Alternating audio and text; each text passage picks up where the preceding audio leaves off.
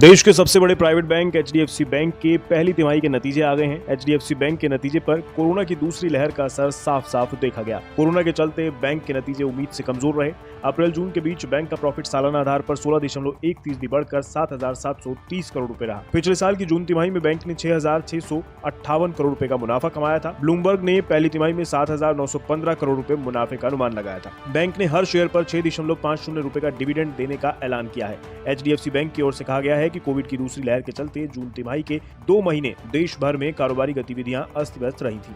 इसी की वजह से बैंक कलेक्शन की कोशिशों में अड़ंगे लगे और बैंक को ज्यादा प्रोविजन करना पड़ गया। एचडीएफसी बैंक ने जून क्वार्टर में पिछले साल से ज्यादा लेकिन पिछली तिमाही से कम प्रोविजनिंग की है।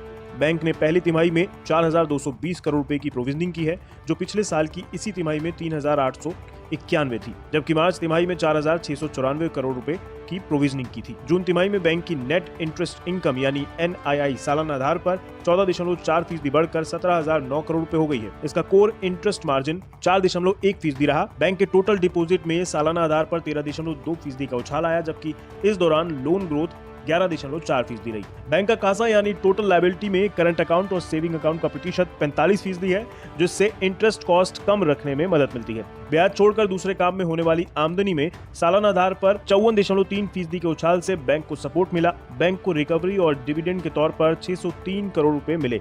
कुल मिलाकर बैंक के नतीजे अनुमान से कमजोर रहे, लेकिन आने वाली तिमाहियों में बैंकों को डबल डिजिट ग्रोथ का फायदा मिलने का अनुमान लगाया जा रहा है। जून तिमाही में भले ही बैंक को अनुमान से कम फायदा हुआ, लेकिन आने वाला समय बैंकों के लिए अच्छा बताया जा रहा है। शुक्रवार को एचडीएफसी बैंक का शेयर 2 रुपए की मामूली तेजी के साथ 1,522 पर बंद हुआ था। बाजार एचडीएफसी बैंक के नतीजे को कैसे लेता है, इसका सोमवार को ही पता चल पाएगा।